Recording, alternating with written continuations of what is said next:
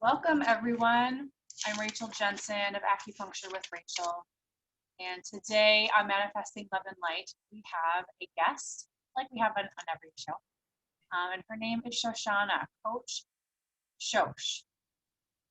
Is who we have on today. And I'll let her take the mic and let you know who she is in her own words. But stick around if you're interested in an experiential. So she's going to bring us through what I'm gathering is like a somatic exercise. Yeah. And she has a whiteboard, and you're going to see that in just a second, which made me really excited. One of my mentors always brings out the whiteboard because, usually when people do that, it's like, you're in for maybe some science, some physics, or some psycho stuff. And it's really exciting. I can't wait to see what she has in store for us. So stick around if you're interested in some probably embodiment somatic exercises.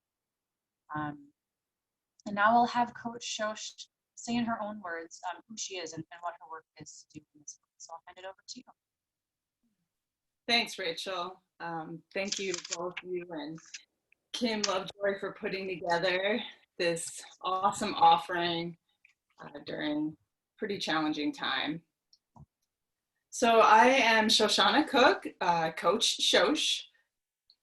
My thing is a little blurry. Does it look blurry to you? Not blurry to me. All right, cool. Maybe it's just my perception. Sometimes it does that. Yeah. So Shosh is the traditional nickname for Shoshana, and it happens to rhyme with coach, hence the Coach Shosh. Perfect. Yeah. So I'm a holistic psychologist. I've been a psychologist for over 10 years now, as well as a Ayurvedic coach, an addictions counselor, and yoga teacher. And these have all fused to make for a pretty eclectic offering and person, I guess. I think they all complement one another. But the journey definitely began with psychology and then evolved into these other pursuits, namely because I found in my own healing path that getting into my body and weaving spirituality and real meaning making into that process was really critical for my own growth and evolution. So in thinking about the offering for today, do I just dive in, Rachel, or should we? Oh, yeah, thank you for that pivot.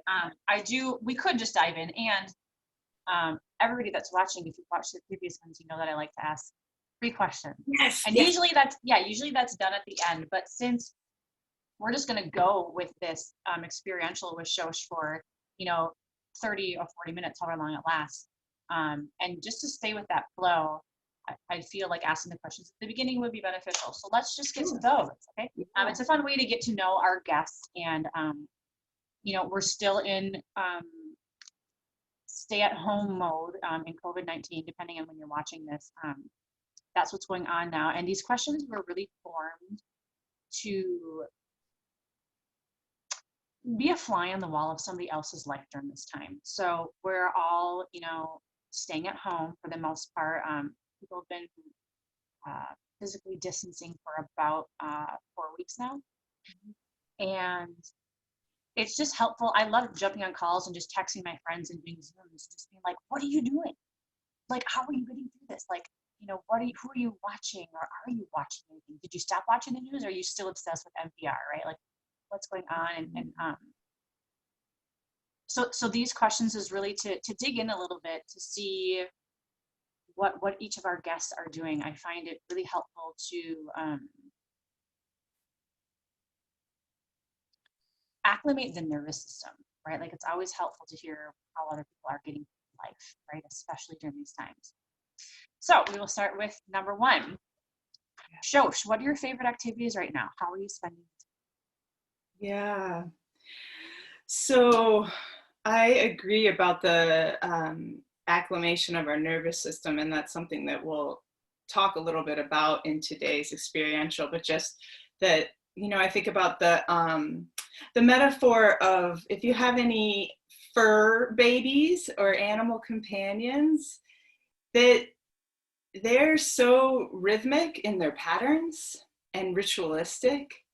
Like before a cat or dog kind of like settles in, they do this thing where they kind of like walk in a circle and a half and then they settle in. And our nature is nature. We're the same. So these things ground us in like our deep truth, who we are, and our nervous system. So I love that, like that you're asking people these questions, because it is so core to our nature. So for me, my favorite activities are moving vigorously, which was already a keystone habit for me, and meaning that it's the habit in my life. Meditation and vigorous movement are my two keystones. And those are the two things that when I do those, everything else falls into place. Like they're the biggest dial movers by far of any of the habits. When I say the habits, I'm speaking of like Dinacharya, Ayurveda, the daily habits of thrive and rhythm for humans, which we could do a whole nother thing on that sometime. That's always the thread. But Yeah. It's always the thread. We get talking about something. It's like, well, you want to come back on and talk about that one thing? Yeah, that sounded juicy. Yes.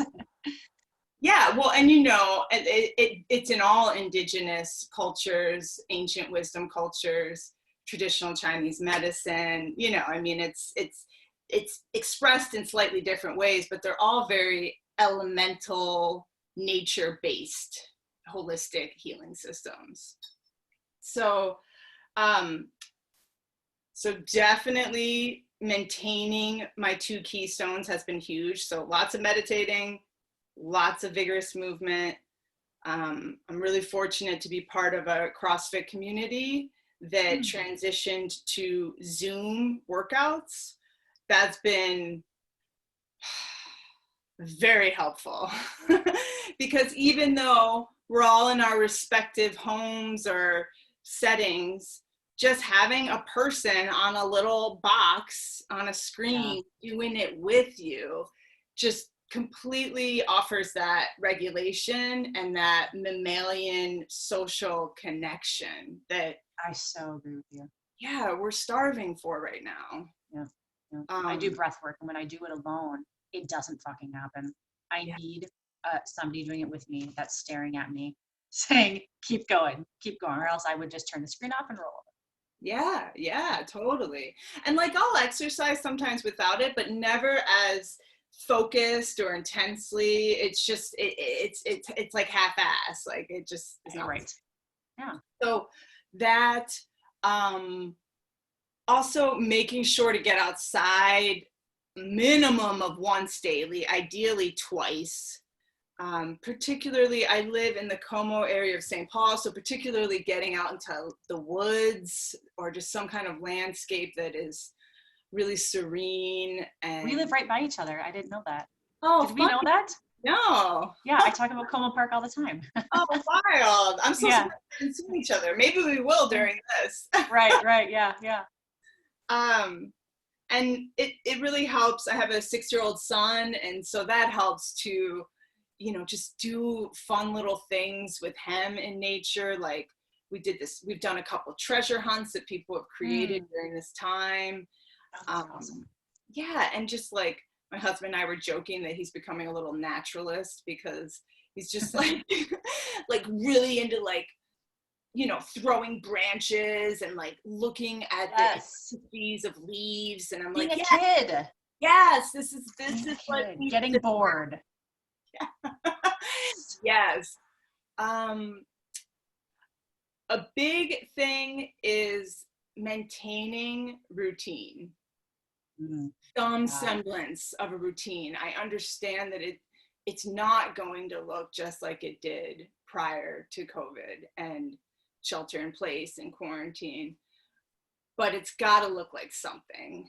In my experience, in my opinion, you know, this experience really mimics trauma, and it meets a lot of the preconditions for trauma, one of which is unpredictability. So we don't know when really this is, I mean, we've got some projections, but we don't really actually know when life will return to normal. And that is potentially very triggering and activating. And so what we do have self-agency over and power over is our own routines and patterns and rituals and rhythms. So like, I still get up at the same time that I used to. I still go to bed at the same time that I used to. Like like I said, it's really adapted, but I'm maintaining routine and structure. And some of that has been really in part because I have a young child and they thrive so much with that as well. But I think I would have done it anyway for myself to not go mad, and to not fall into that kind of endless stretch of unknown and uncertainty. And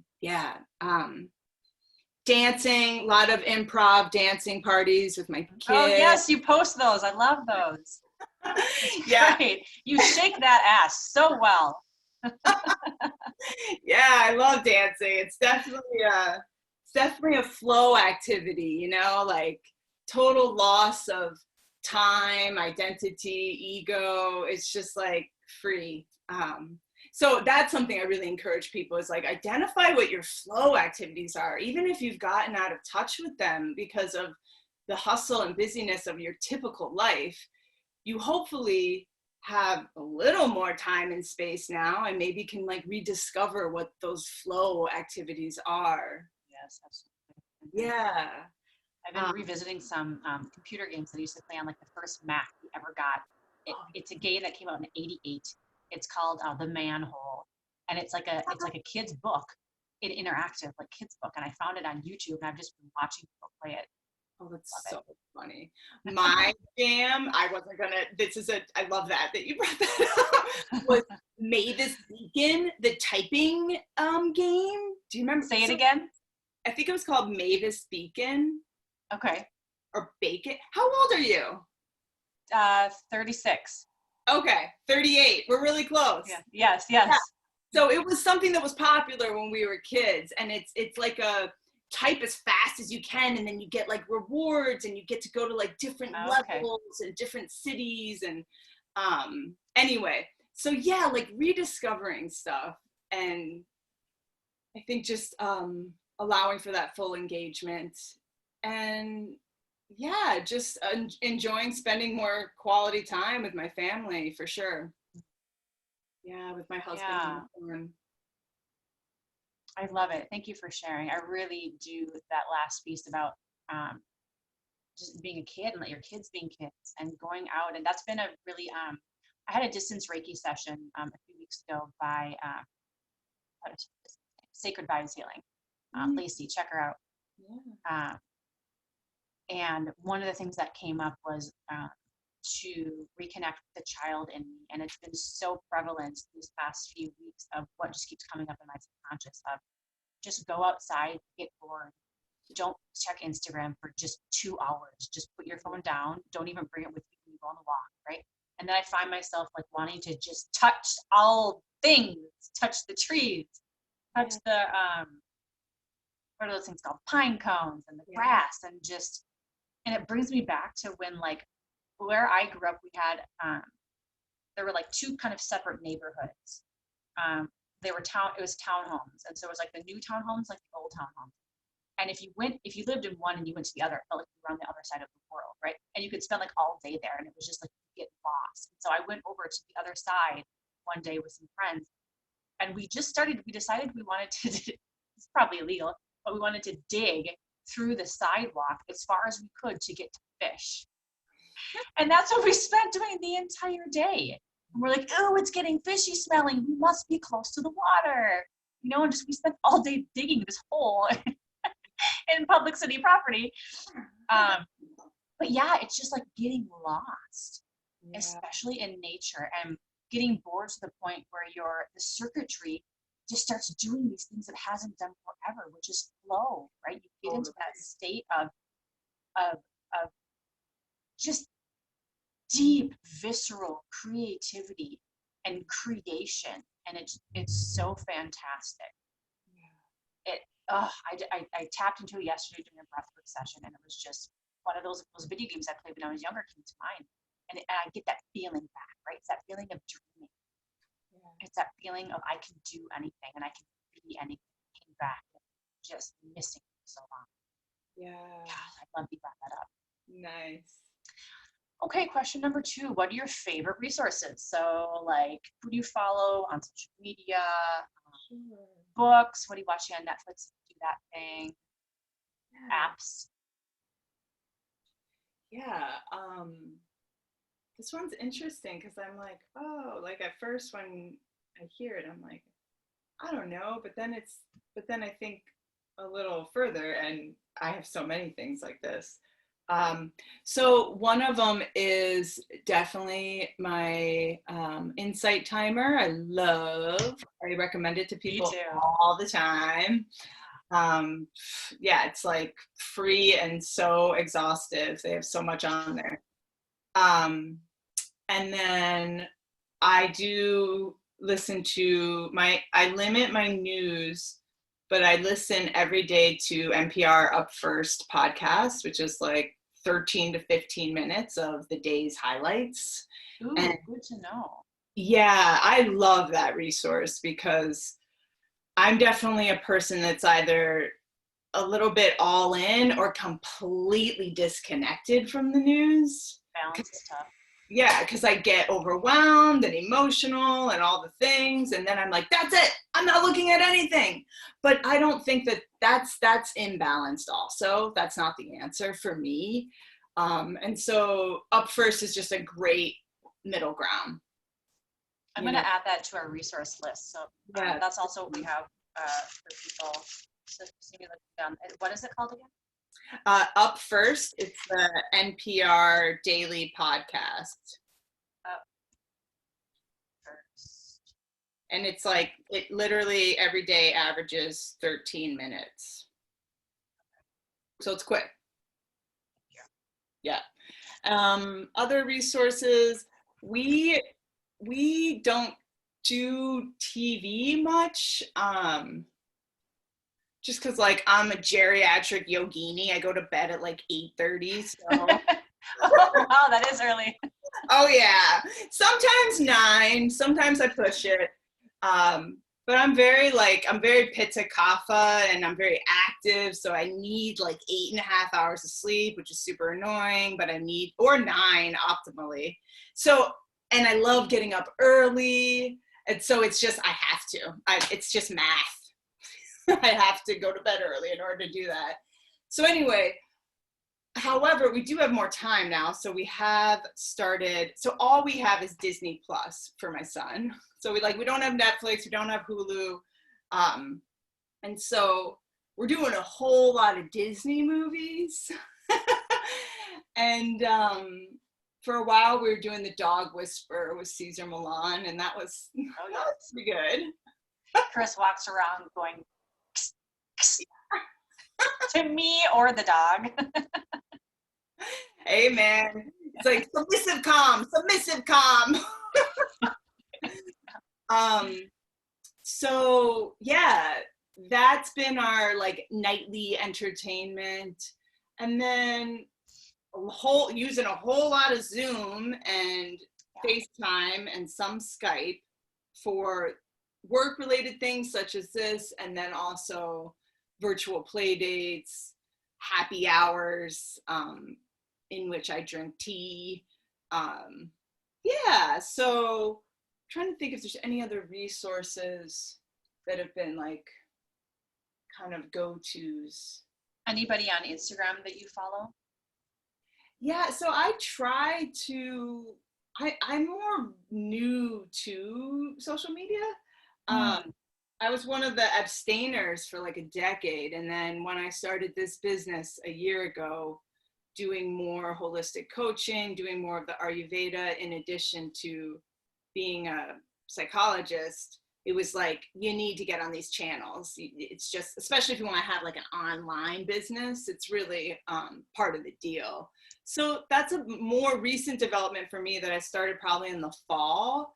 And I follow a lot of teachers of mindfulness and Buddhism, as well as authors who I've just loved through the ages. So people like Tara Brach, Sharon Salzberg, Jack Kornfield, Joseph Goldstein, Mark Epstein,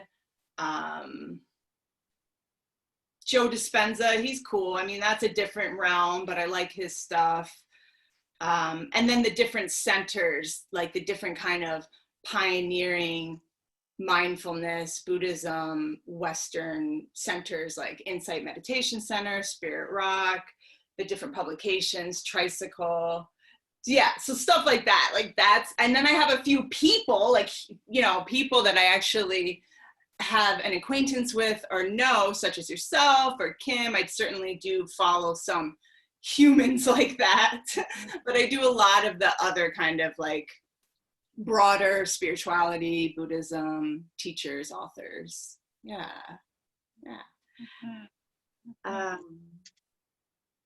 Yeah, I think that's it for resources. Thank you for sharing. That was I love hearing all of the people you're following on Instagram and that you reference centers too.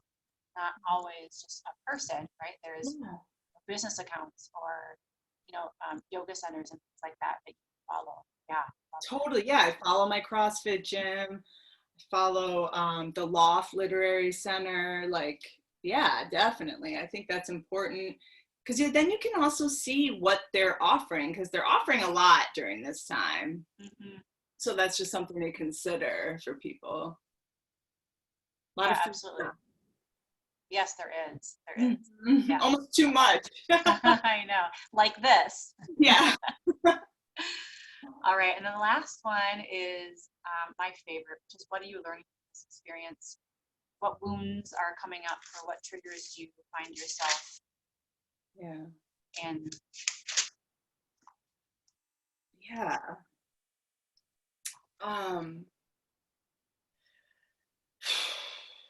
Yeah. Take a breath.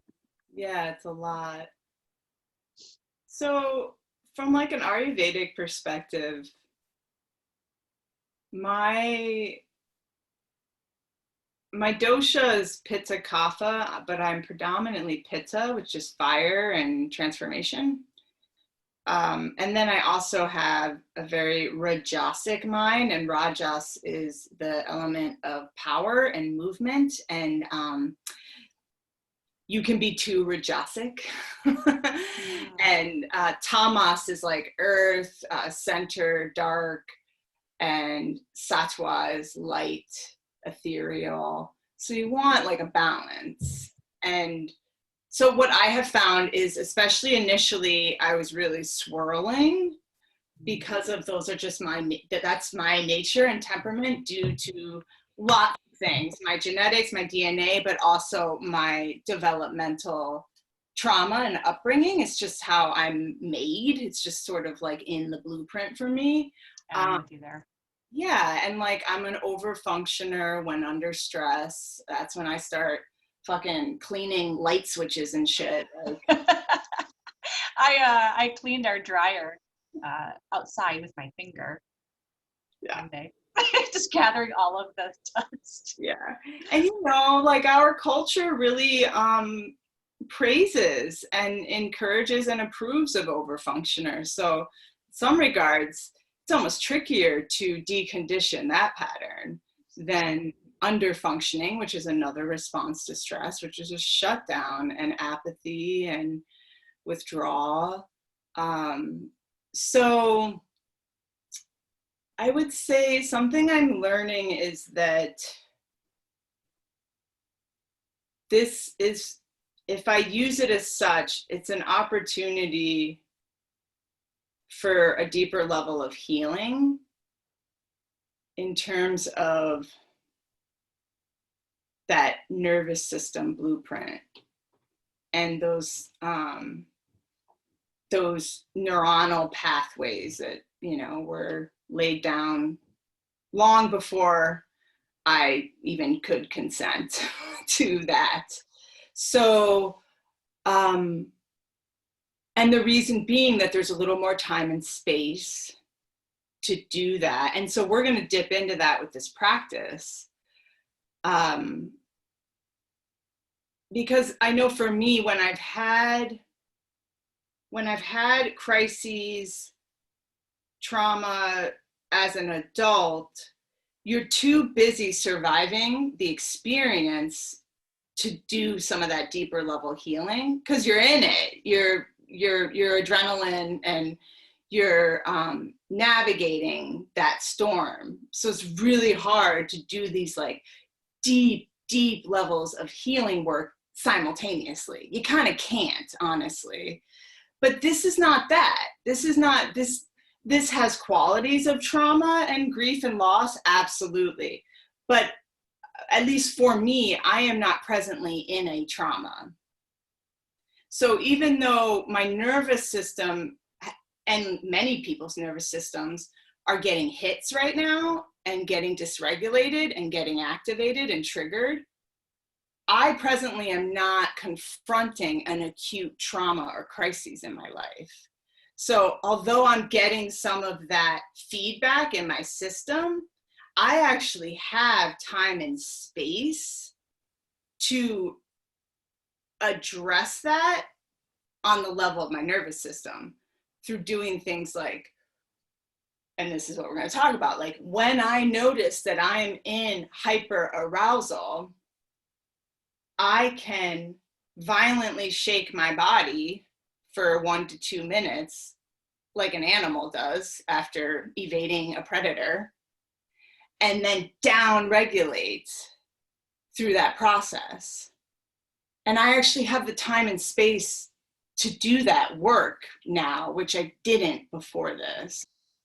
And so it's not to say that I haven't done the work, I've done a lot of work, but this is a unique opportunity and I'm speaking just for me, what am I learning, what wounds, but I think that this is universal and could resonate with a lot of people, is that this is a liminal space. We are between worlds, and that's where a lot of transformation is possible. And I do believe that.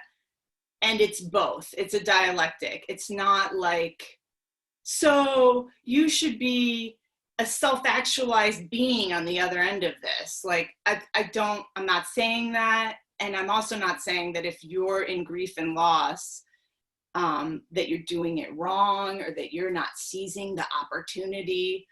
I'm just speaking to my own experience and my beliefs about resilience and what's possible through crises and upheaval at this level. Yeah, so learning to regulate, self-regulation on a deep level. Yeah, so much of what you said in there, I resonate with, and I'm sure our viewers are resonating with that too. Yeah, wow, there's a lot in there. Yeah. Thank you so much for sharing. Yeah, of course. So what we're going to do with the rest of our time is go into the experiential, and this is already end up being a longer conversation. Do you have time? Mm-hmm.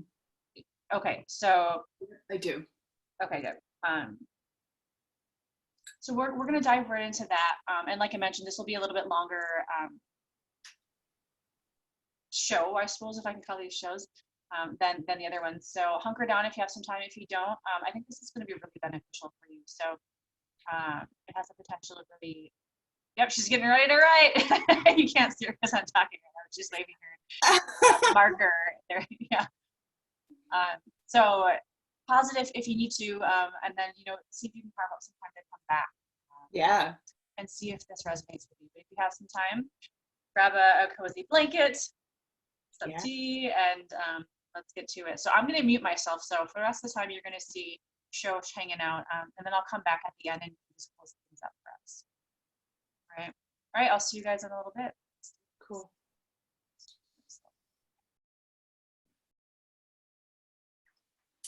All right, so we're just gonna do a little bit of nervous system 101, particularly with trauma, triggers, things of that nature.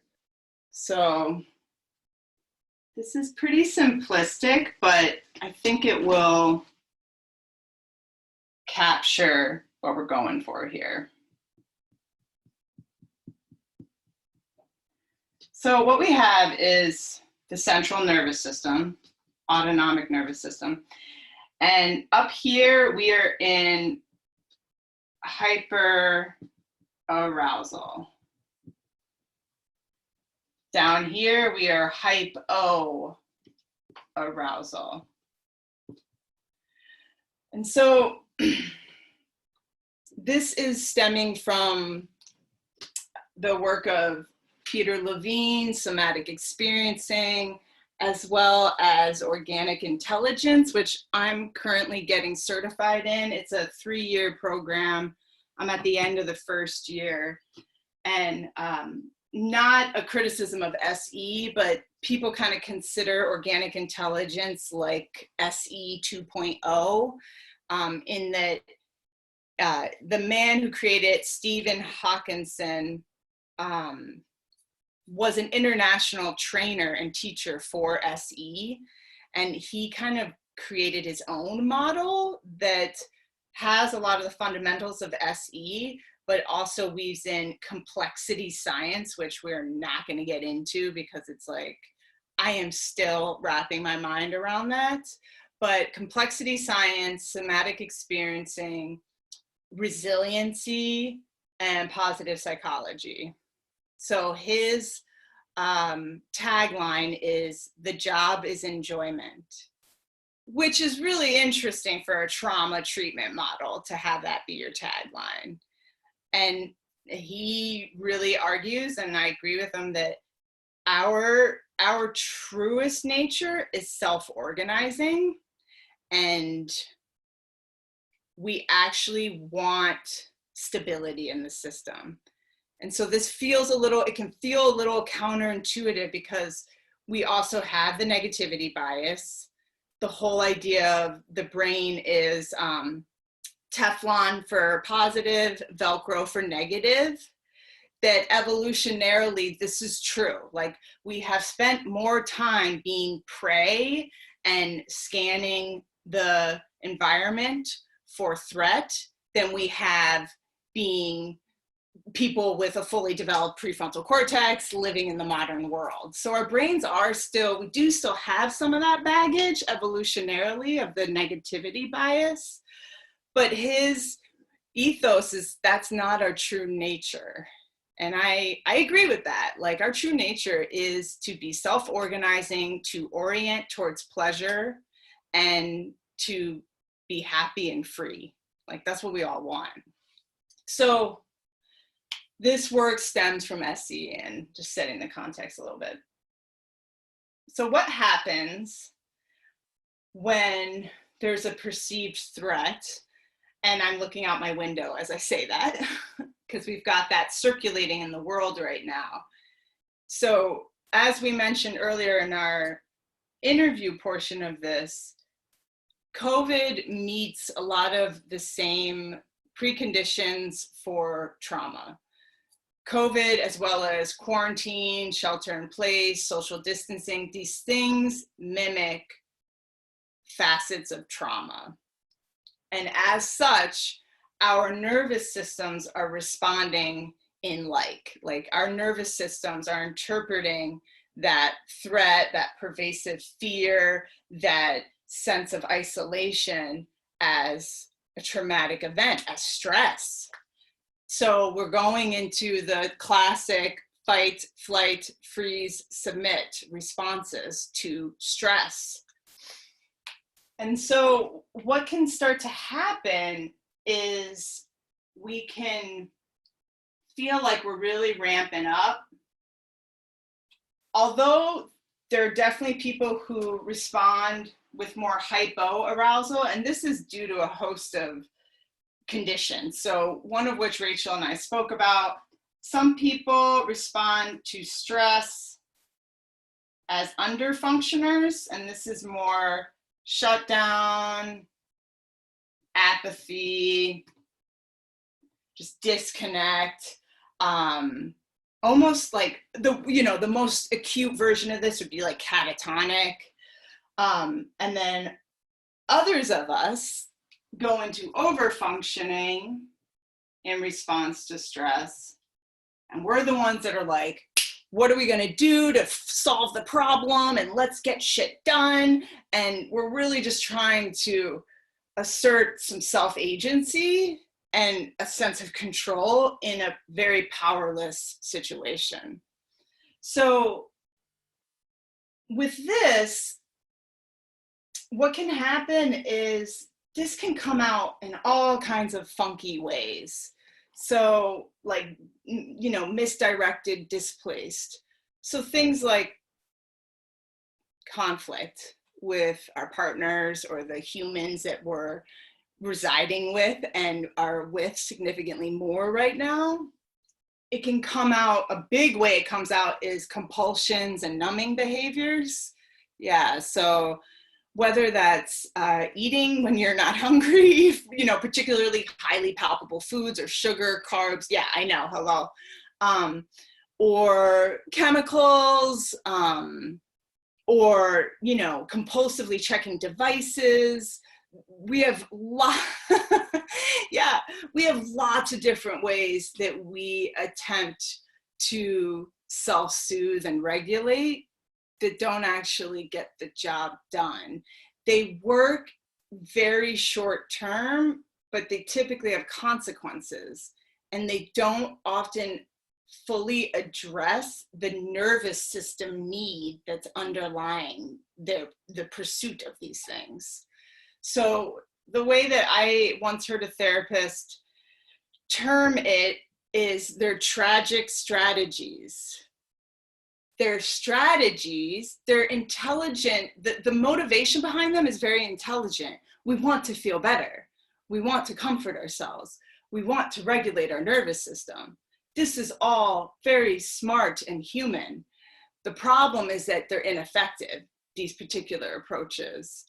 So thinking about when you start to feel like you're ramping up, and so I can just speak for myself, and I think some of these are universals, and I named them a moment ago. For me, this shows up as grazing when I'm not hungry, or continuous meal, whatever we want to call it, like just kind of eating to soothe and comfort and regulate, because food is very sensorial. It hits so many different parts of the system that it's a really common one. And it's like, we could go into how it's so primal. It's the first thing we did. It's connection and attachment, like feeding and eating. So for me, that's one of the ways it shows up. Another one is like when I start nitpicking things with my husband, like I'm basically picking a fight, essentially. And then another one is definitely with like sticky technology, like just like checking and checking and checking. And again, tragic strategies. I'm just trying to feel better. I'm just trying to help myself out in a hard moment, like everybody else. But actually what needs to happen, and this can feel a little counterintuitive, but there's science behind it, which is that sometimes when we're starting to ramp up and we sense those cues of like eating when not hungry, picking a fight with the partner, compulsively checking the devices, we actually need to shoot into hyperarousal just a smidge more in order to down-regulate into the optimal arousal zone, or what can otherwise be called resilience. Because this is where we want to live. if possible. We want to be in this as much as we can. And you notice that there's still fluctuations, there's still ebbs and flows within the optimal resilience zone, but they aren't these huge, massive hits and drops that we have in hypo and hyper. Josh, I've got a question. Yeah. For people who follow me, I talk a lot about the vasovagal response. Is this what you're laying out right here? Is this that area? Yeah. Okay, got it. So just to put some context around there, if this is ringing a bell for you guys, she's talking about that vasovagal area. Yeah, awesome. Yeah. So thinking about how do we down-regulate our nervous system when it gets hijacked. Another thing I want to show you really quickly that I skipped over, but I think is helpful, and it's possible that people have already seen this, especially if you are working with or speaking about polyvagal theory and that whole, I mean, it's a beautiful teaching and model. It's the Daniel Siegel, the psychologist, neuroscientist, created a metaphor for the brain. And so this is your cortical stem. This is your limbic system. This is the brain stem. And this is your frontal cortex. So when we're operating here, everything's online. We're typically probably a little bit more in our optimal resilience zone. When the system gets under stress or gets triggered or shoots into hyper or hypo, we flip our lid.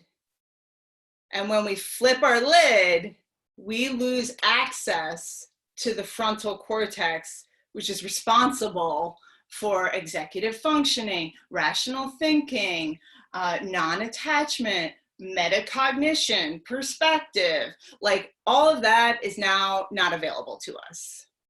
We are operating from our limbic system and our brain stem, which is a really like primitive, not good place to function from, right? And so the practices that we're going to go through and the practices that Rachel teaches are getting you back online.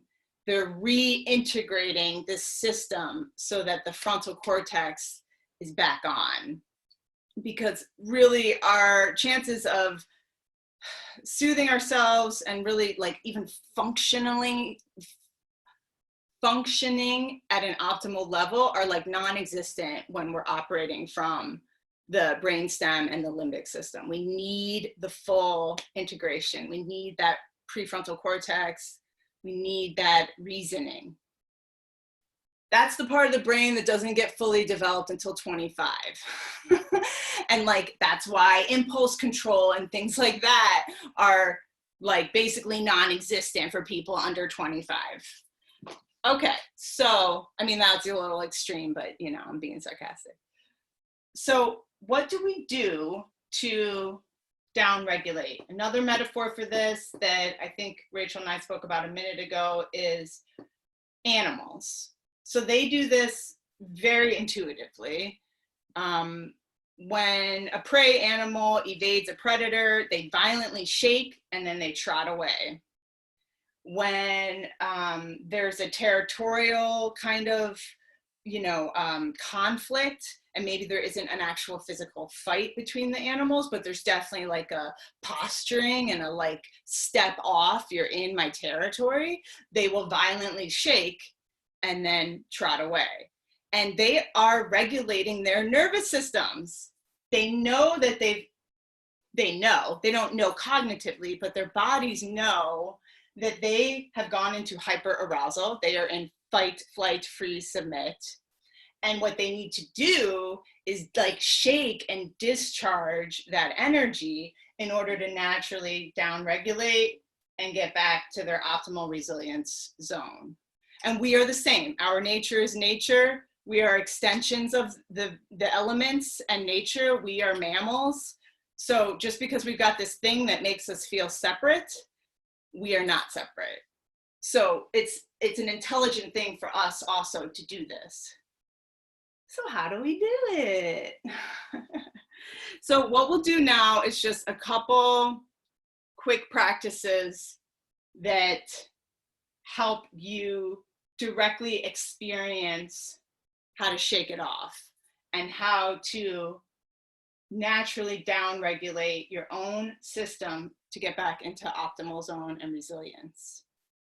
And the other thing I really like about this is it's so empowering. This is self-agency, like hashtag self-healers. You can do this. This is within your own hands.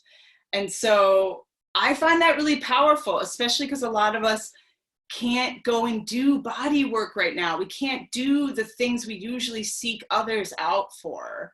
So what can we do in our own homes, in our own hearts, to regulate? So we'll start with, I'm trying to see kind of strategically how to set this up. Okay. So the first one is honestly to just shake. So this is like, it can look a lot like Qigong. Yeah. So just shake it out. Another way to do this, obviously, is doing like a, impromptu one-song dance party. But you can also just get up from your desk and do like the Qigong shake. Yep. Get your hands into it. Get all the limbs into it. You can pick up a leg and shake it. Just like really kind of vigorously shake that whole system. And you notice that like Rachel and I are both bouncing. If they can see you, I'm not sure, but like it's a real bounce. Now they can. Just proof we're all doing this together, guys. Yeah. And then, this is a great one. Just like I can't remember what it's called in Qigong, but it is a movement in Qigong. And then you can do whoops, I lost my whiteboard. Then you can do the twist where you bang your trunk. You can bounce at the same time as the twist. And this is also like just really embodying, like to really feel your whole system, this whole containment. It's got you. And then coming to stillness. I'd say do that, even like 1 minute, set a timer for 1 minute and shake it out. Another good one that you can either tack onto that or do on its own would be breath of joy from yoga. And so with this one, you're really just very simple, no like flexibility or, challenging dynamics to it at all. Just upon your inhale, you raise both your arms to the ceiling if you have clearance. So, and just really let your whole body fall and swing those arms. So that inhale, and really like let out an audible, strong exhale upon that fall.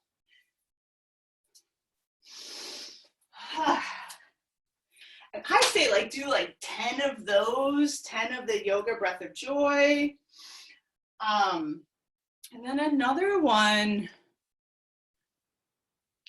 is you can either go against a wall or not. It's up to you, but obviously there's legs up the wall, but you can actually like shake. Just really like vigorously shake your legs. And then like you feel as you stop, you pay particular attention to the sensation of the earth supporting you, even as you discharge this excess energy, this stress response, this nervous system response, that you're held in that. And that can be a really soothing sensation. And I mean, I love legs up the wall, period, but adding this kind of like vigorous shaking, or you can do it without the wall and just like really shake it out, let your feet get into it. And the pause is really important here, to allow yourself the space to feel the settling and that reorganization of your nervous system. That's a really important part of this process, is making sure you pause after the vigorous movement, shaking, so that you can directly sense that experience of resettling and reconnecting.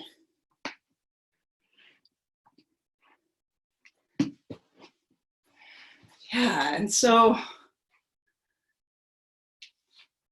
another thing that I just want to briefly, did you have, Rachel, I mean, that's not new material to you, but do you have any questions about the practices we just did?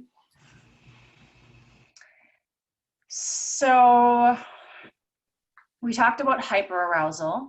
Yeah. If people are watching this and saying, I'm actually in that camp that goes into hypoarousal, right? I get depressed, I get stagnant, I go offline.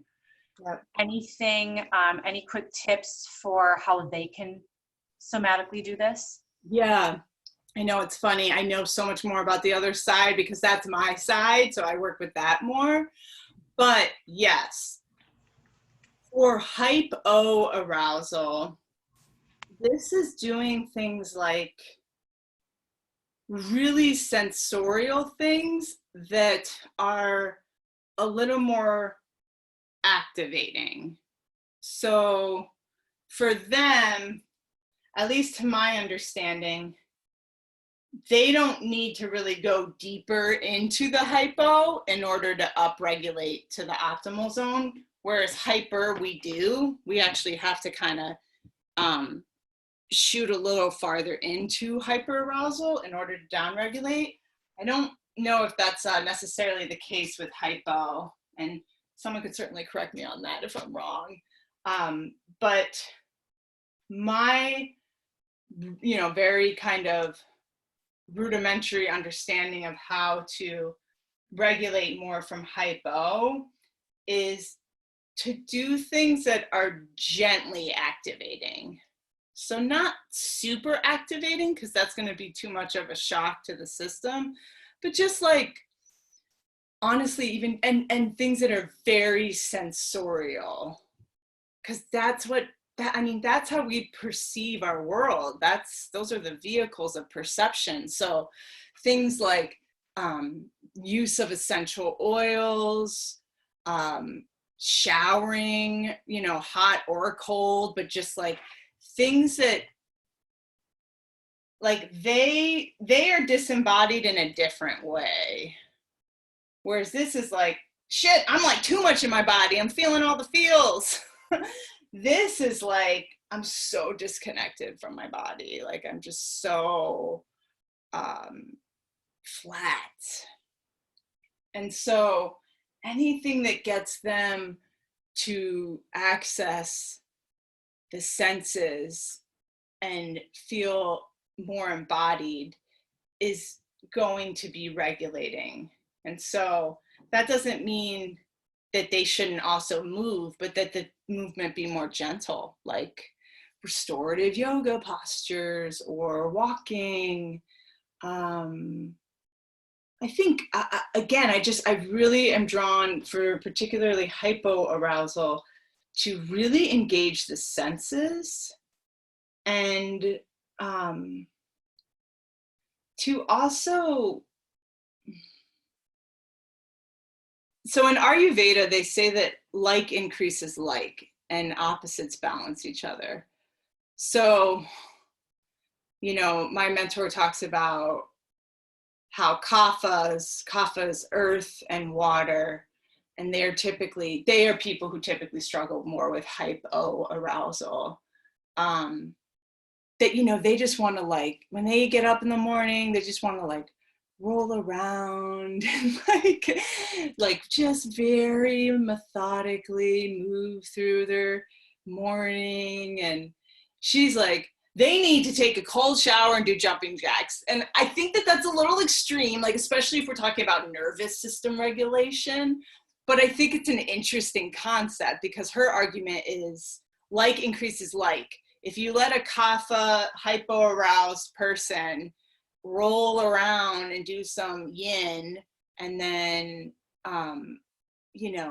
very slowly meander through their morning, you're just going to have more kapha and hypoarousal behavior through the day. You got to snap, activate them and snap them out of it a little bit.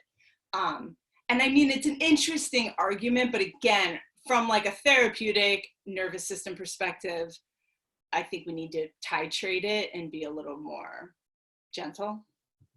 So I don't know, was that helpful?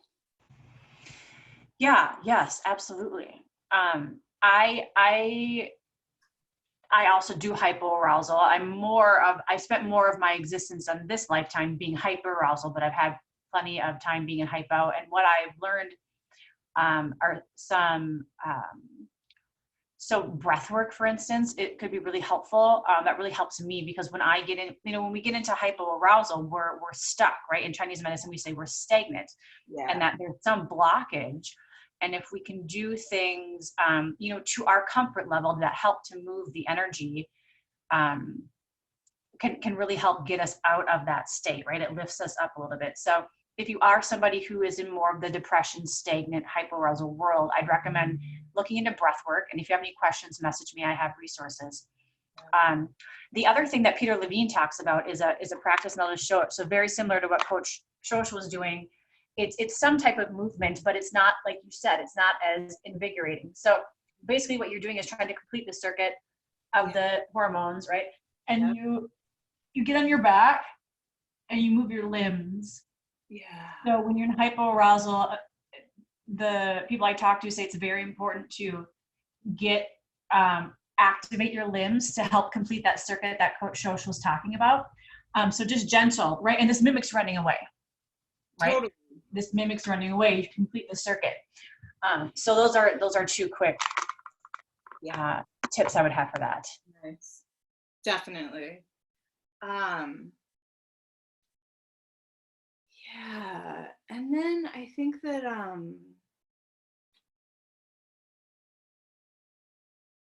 something that I'd like to end with, I think, here is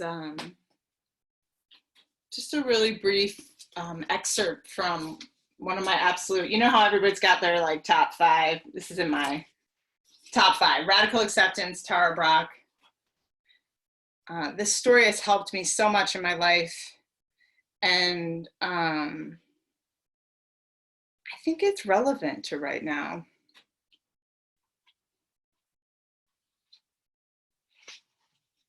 So if you're comfortable, I invite you to settle in, find a comfortable position for your body. Perhaps close your eyes if that's available to you. Or allow your gaze to rest on the floor in front of you.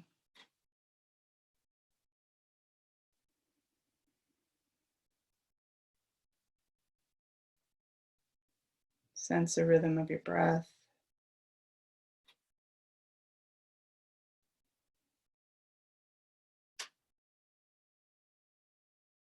Pulsation.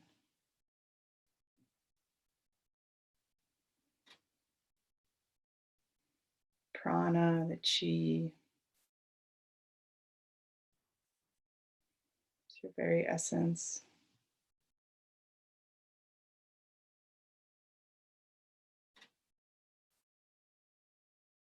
Just dropping in.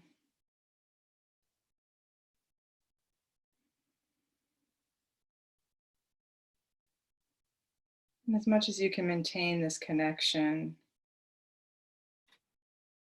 to your breath, I invite you to do so as you receive these words.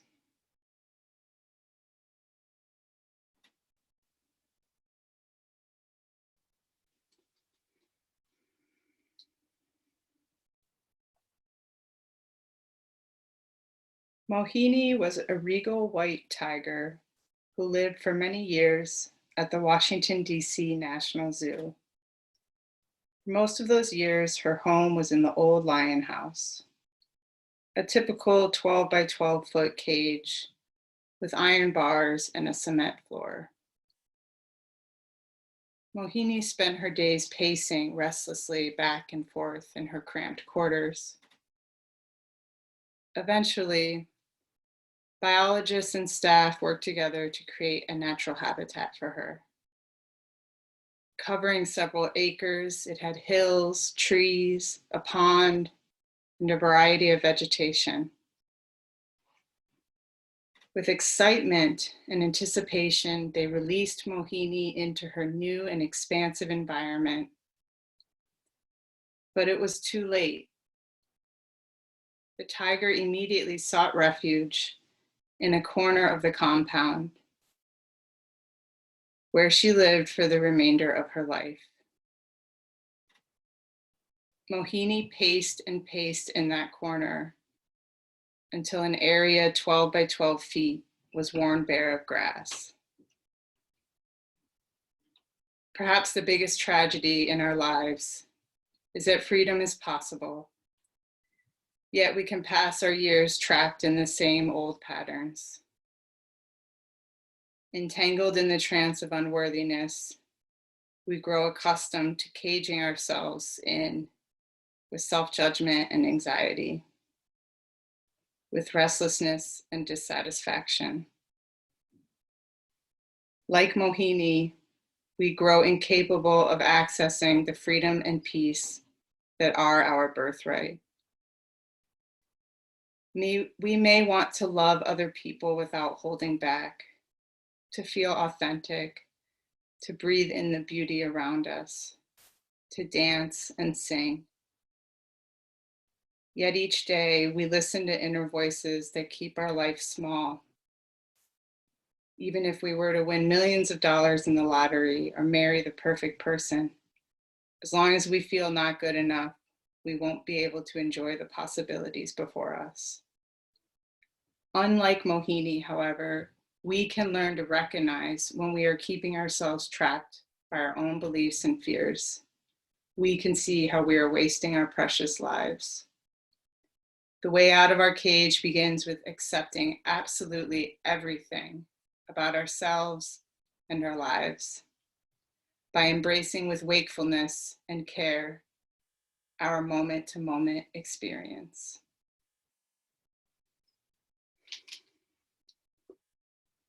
Just letting the words land for you as they land. Feeling them in your heart.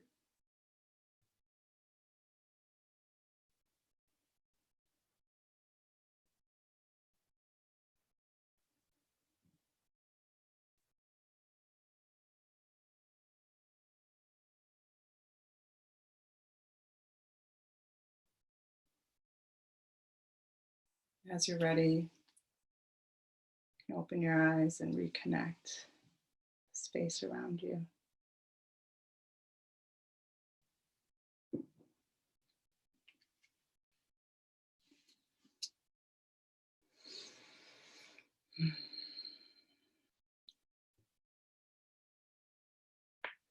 Yeah,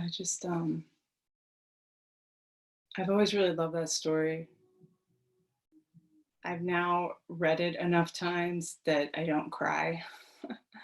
But I used to cry every time I read it. I'd just be like, Mohini. And because it's so resonant, And now I just think about, for me, how the meaning of that's really changed. How now I see that, unlike Mohini, we do have this self-agency and this empowerment and this neuroplasticity. Like, we can change our thoughts, our beliefs, our nervous system. We can change it,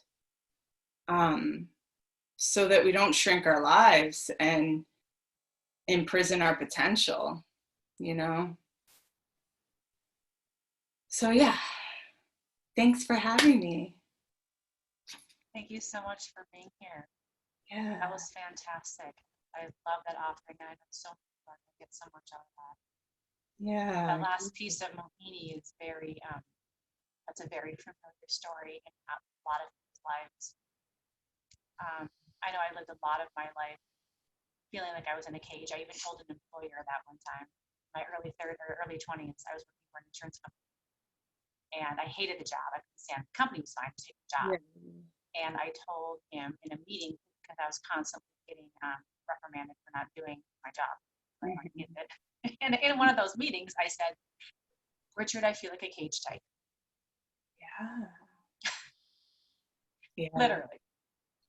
I feel caged out and that I can't do anything. And then, you know, just like those animals who live in cages, you know, you hear this about free range everything. Like that they spend their time, so much of their time in cages, and then they're free range for never, right? You open the gate and they don't go out. Mm-hmm. That's trauma, guys. That's trauma. And as humans, we experience that all the time. We talk a lot about trauma. I love that you brought up trauma today.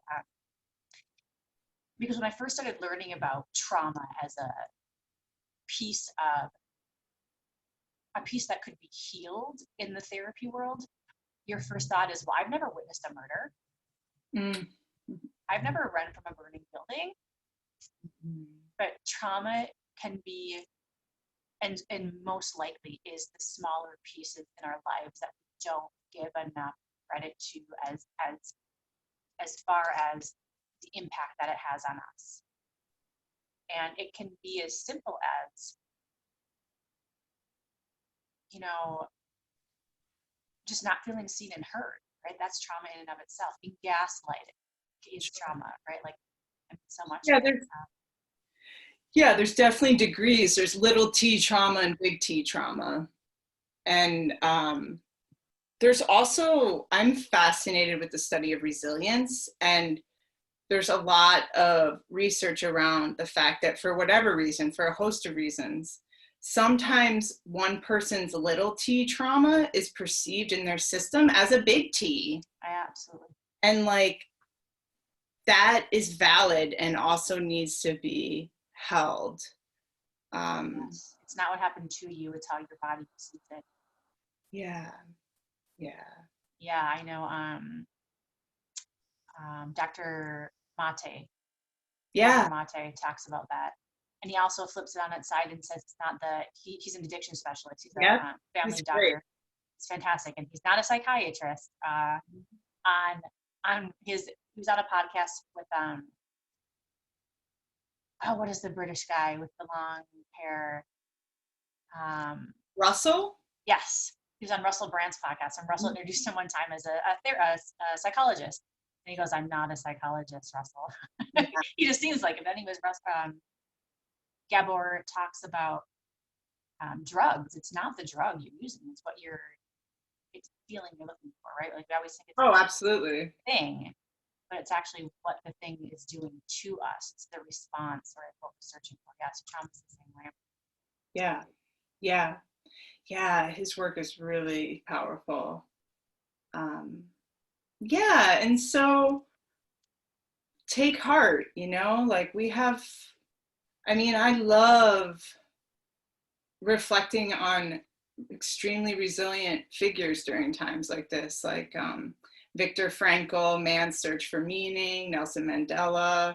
Like, these are people that endured horrors, absolute horrors, big T traumas, and came out better for it, made meaning, created, And so that's possible. That's in the human spirit. So leaning on that during times like this, I think, is really important. Yes, resiliency is fantastic. That's a topic with me, my therapist right now. Building more resiliency for me. In the beginning, it was like a few months ago, it was gratitude. And now that that's back on track, it's resiliency. Right? How do we find the medicine in our wounds? Right? Yeah, just totally. like situations like this, COVID sucks, right? We don't have to wrap it into a pretty bow. Yeah. And it's all about resilience. What are we going to take from this? How is it going to help us grow? We don't have to paint it in a pretty picture. And these things can be used as tools, as medicine. Yeah, I mean, it is what it is. To deny your reality is to suffer. And we can't fight this. Like, what you resist persists. It's here. So how are we going to meet it? How are we going to transmute it? What's that going to be on the other side?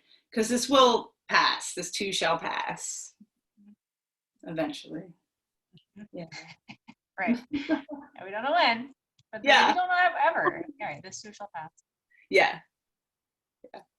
Oh, well, thank you so much for being on. Yeah. That was absolutely fantastic. Right before you leave, tell the viewers how they can get a hold of you, how they can work with you if they want to contact you. Sure. Check. What are the best ways to do that? Yeah, so my website is www.coachshosh.com. So that's CoachShosh, coachshosh.com. And my Instagram handle is coach.shosh. And I offer, initial complimentary discovery sessions, 30, 45 minutes, just to hear about people's struggles and deeper desires and dreams and see if it's a good fit. And I also have various offerings now, all of which have been transitioned to virtual and digital. But all of that's on my website or my Instagram. So, yeah. I love that you were one that switched to virtual. Yeah, that was the big question. Who's going to switch to virtual, or who's going to shut down? Who has the ability to? Yeah. It's beautiful that we have the ability to. Yeah. Awesome. Okay. Well, thank you for joining and going through this experience with us. Any questions or comments, you can reach out to either of us. Have a good day, and we'll see you next week. Bye, guys.